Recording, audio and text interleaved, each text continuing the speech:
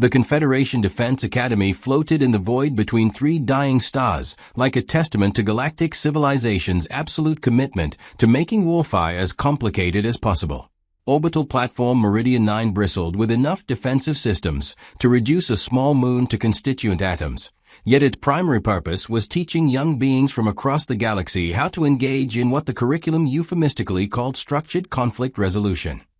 Because apparently, in a universe where entropy was steadily winning the cosmic lottery, someone had decided that the real problem was that people weren't fighting politely enough. The Academy's crystalline spires caught the light from three different stellar spectrums, creating a rainbow effect that was either breathtakingly beautiful or nauseating, depending on how many eyes you had and whether they processed light in the same dimensional plane as everyone else. Inside these architectural marvels, the greatest military minds from 47 different species gathered to perpetuate the single most successful delusion in galactic history, that warfare could be civilized. Master Instructor HFY embodied this philosophy with the dedication of someone who had spent the better part of 4 centuries perfecting the art of ritualized violence. His 8 arms moved in precise patterns as he addressed his current class, bioluminescent displays along his carapace shifting through the formal color sequences that indicated he was about to impart deep military wisdom to minds he considered only marginally capable of receiving it. The third axiom of proportional response, he intoned, his voice carrying the harmonic undertones that made Hegemari such effective orators and such insufferable dinner guests, states that escalation must be measured, predictable, and above all, fair to all participants in the conflict scenario. Around the semicircular amphitheater, representatives of the galaxy's finest civilizations nodded in sage agreement. Tech ARA, the crystalline voidborn whose thought processes operated at frequencies that made quantum computers look sluggish, pulsed in patterns that indicated philosophical appreciation. Nullhan, the gaseous ethereal whose species had evolved past physical form sometime during the last ice age of a planet they could no longer remember, shifted density in what passed for enthusiastic agreement among beings made of organized atmospheric pressure.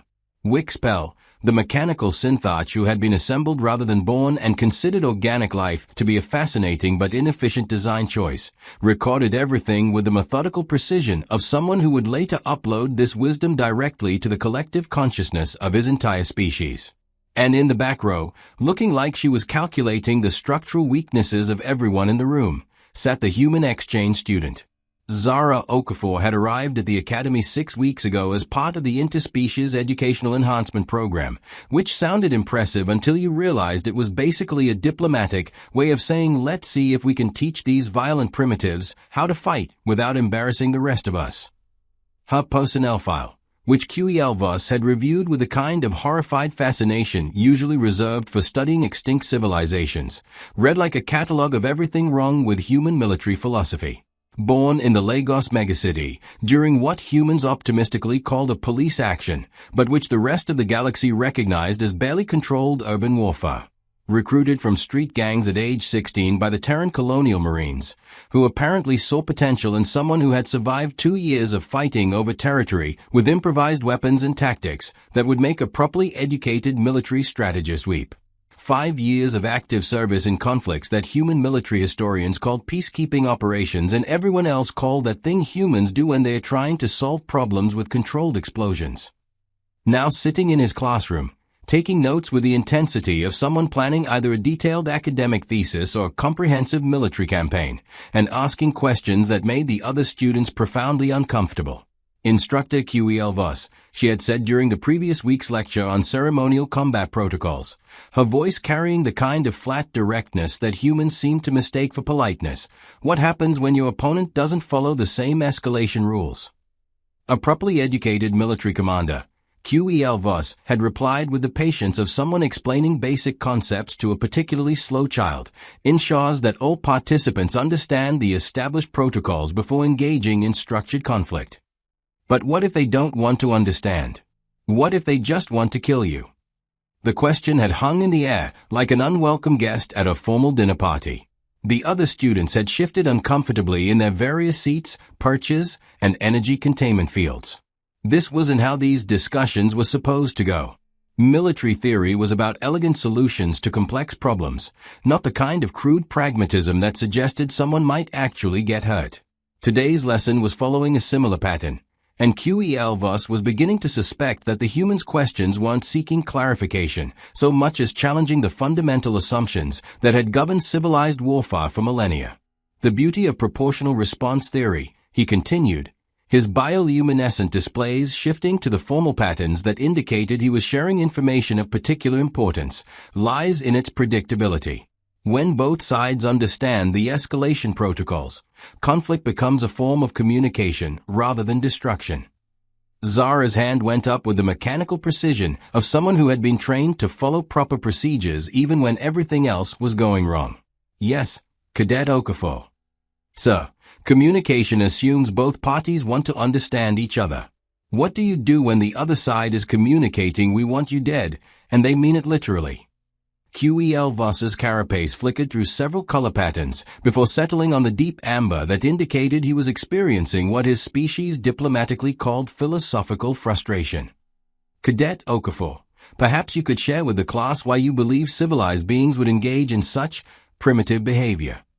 The words carried just enough condescension to make everyone in the room aware that they were witnessing what the Academy's conflict resolution protocols would classify as a teaching moment.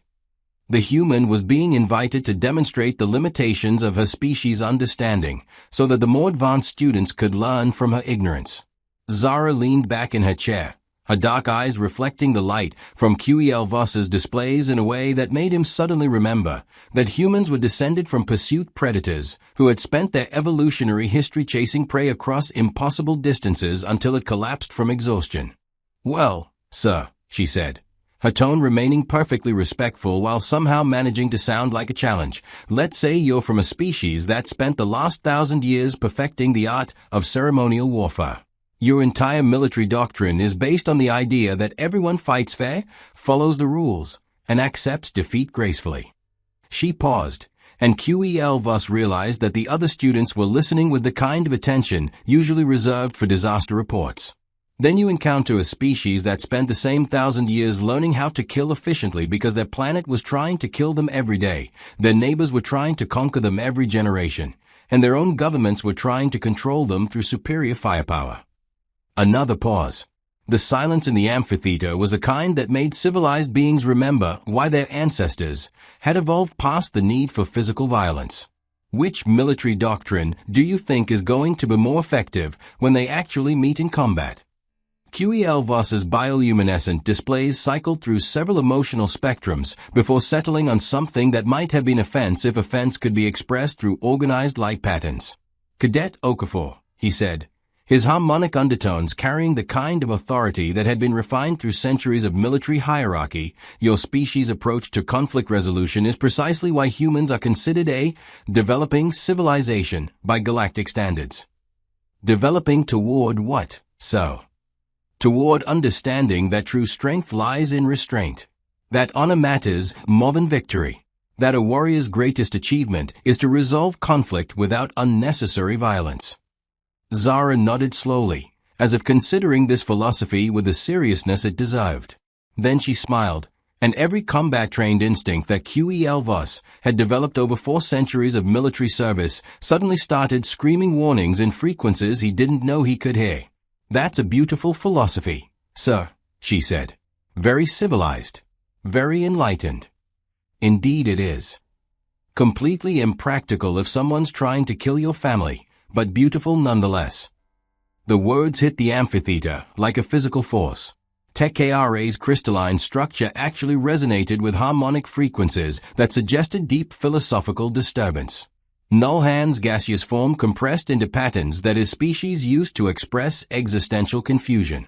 Wixpel's mechanical processes went through several diagnostic cycles, as his artificial intelligence tried to reconcile conflicting logical frameworks. QEL-Voss felt his carapace shifting through color patterns that he had in use since his youth, when disagreements were settled through actual combat rather than philosophical debate. "That," he said, rising to his full impressive height, "is exactly the kind of primitive thinking that keeps your species from achieving true civilization." "Sir, with respect," Zara replied, also standing, My species achieved civilization by surviving long enough to develop philosophy. Your species developed philosophy because you had the luxury of surviving. Luxury. QEL Voss's bioluminescent displays fled bright enough to make the other students shield their various optical senses. My people have fought honorable wars for millennia. We understand the true nature of martial excellence. Your people have fought ritual combats where everyone agreed on the rules beforehand, Zara corrected, her voice remaining calm in a way that somehow made her words more devastating than shouting would have been. That's not war, sir. That's elaborate theater. How dare you? I dare because I've been in actual combat, sir. The kind where the other side doesn't care about your rules, your honor, or your philosophical advancement. They care about winning, and they'll do whatever it takes to achieve that goal. QEL Voss stared at her, his 4 centuries of military education and cultural programming warring with the growing realization that she might be making sense in ways that made him profoundly uncomfortable. You humans, he said, his voice carrying the kind of weary disappointment that civilized beings reserved for particularly stubborn children. You simply don't understand the concept of civilized warfare. You're absolutely right, sir. We don't. The admission should have ended the argument. It should have demonstrated the human's recognition of her species' limitations and allowed the class to return to proper military theory. Instead, Zara continued speaking in that same calm, respectful tone that somehow made everything worse. We understand warfare, the kind that actually happens when diplomacy fails and people start dying. But civilized warfare? That's like civilized cancer or civilized asteroid impacts. It's a contradiction in terms.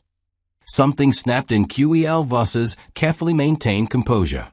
4 centuries of military tradition, cultural superiority, and philosophical refinement collided with a growing suspicion that this primitive human might be right, and the resulting cognitive dissonance expressed itself in the most traditional way possible. His primary right arm moved in the gesture of formal correction, a light, disciplinary strike that in Hegemari culture served as both rebuke and educational tool. Among his people, it was delivered with precisely calibrated force, just enough to make a point without causing actual harm. The recipient was expected to accept it gracefully, acknowledge their error, and demonstrate proper understanding through submissive posture. The gesture was so automatic, so deeply ingrained in his cultural programming, that QEL Voss didn't even think about what he was doing. His bioluminescent arm moved in the prescribed arc, aimed at the human's cheek with the precision of centuries of tradition.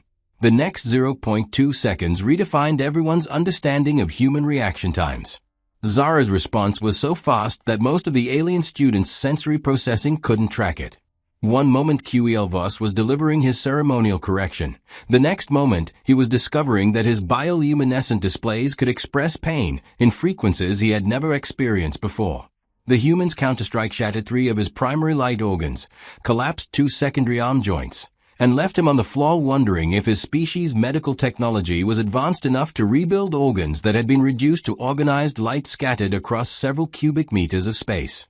The sound of his carapace hitting the deck seemed to echo in the sudden silence like a funeral bell for several thousand years of military tradition. The other students stared in the kind of shocked disbelief usually reserved for natural disasters or philosophical paradoxes.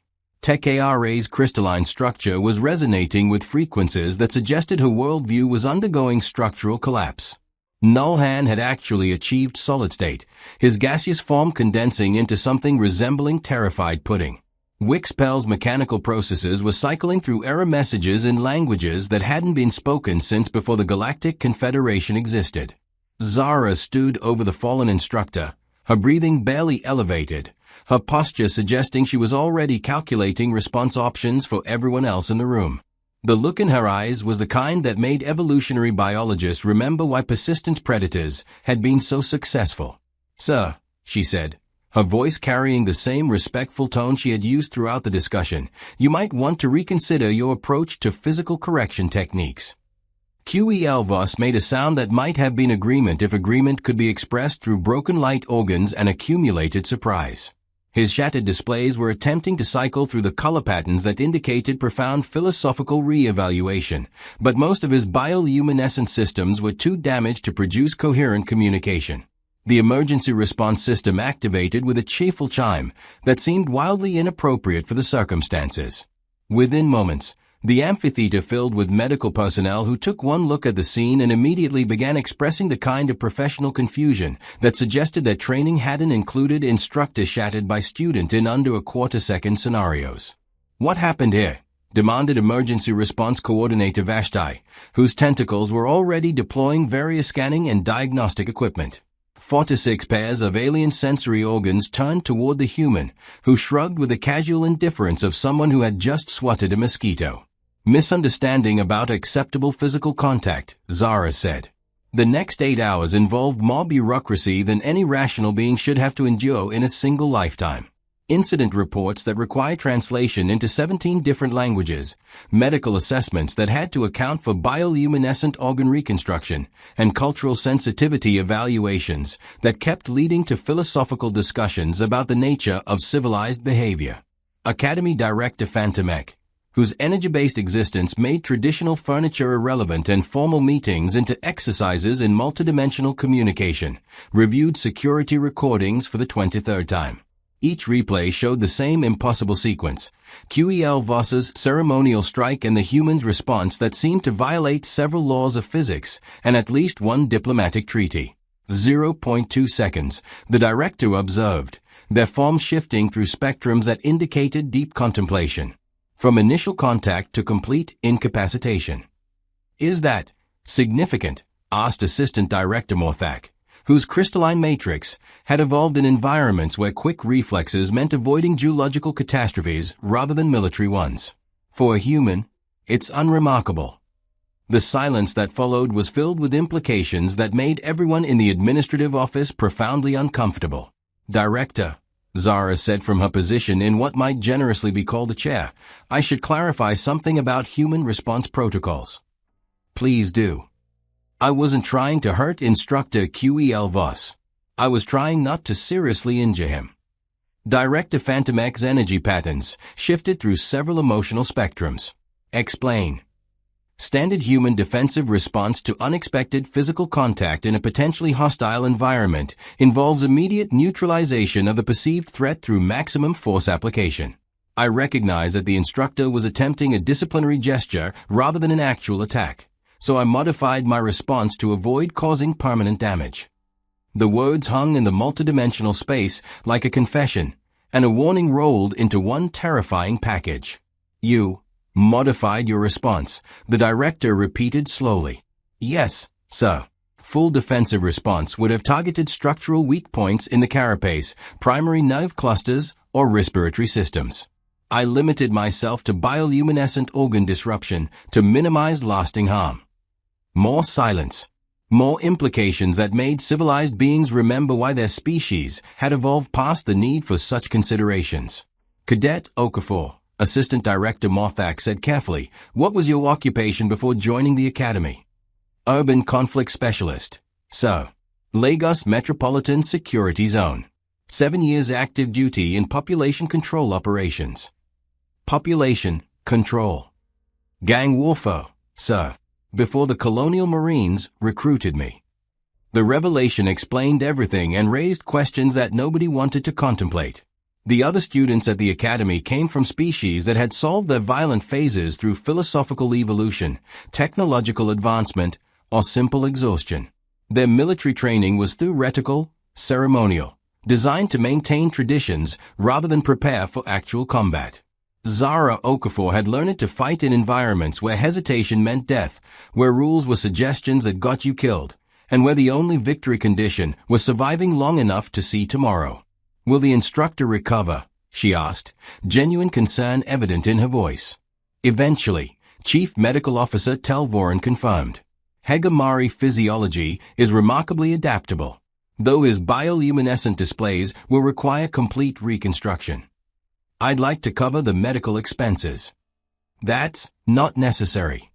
It's the right thing to do, sir." The simple statement carried weight in the room. Here was a being capable of devastating violence, showing genuine remorse for harm caused in self-defense. It was a contradiction that made the assembled administrators question several fundamental assumptions about human nature.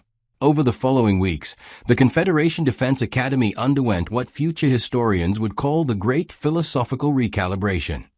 Training protocols were completely rewritten, cultural sensitivity guidelines were expanded to include sections on species-specific defensive responses, and an entirely new department was created to study what the curriculum now called practical applications of survival-based military theory. Master Instructor HFY Voss returned to duty 4 weeks later, his reconstructed bioluminescent displays bearing new patterns that he wore with considerably more humility than his previous markings. His first lecture focused on what he now termed adaptive combat psychology, understanding non-ceremonial warfare applications.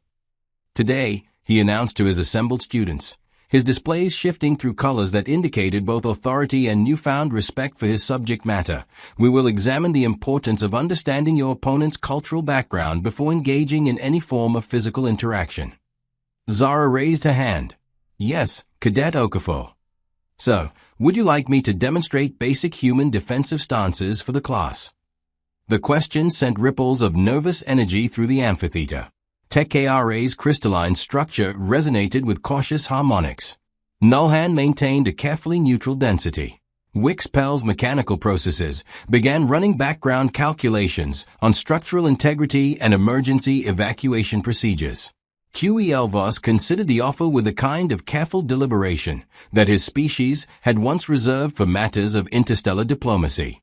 Perhaps, he said finally, his displays showing patterns of profound respect mixed with healthy wariness, you could demonstrate them using the holographic training systems. Of course, so. What followed was a 20-minute presentation on applied human combat theory that would be downloaded, analyzed, and integrated into military curricula across the galaxy. Zara moved through a series of techniques that looked less like formal martial arts, and more like a comprehensive tutorial on creative problem-solving with immediate, permanent solutions. The holographic opponents she faced were reduced to scattered light patterns with the kind of efficiency that made warfare look like an engineering problem with violent solutions. When the demonstration ended, the amphitheater was silent except for the sound of various species equivalent of nervous breathing. Questions, she asked. TechARA's crystalline form pulsed with careful curiosity. How do you process combat scenarios so quickly?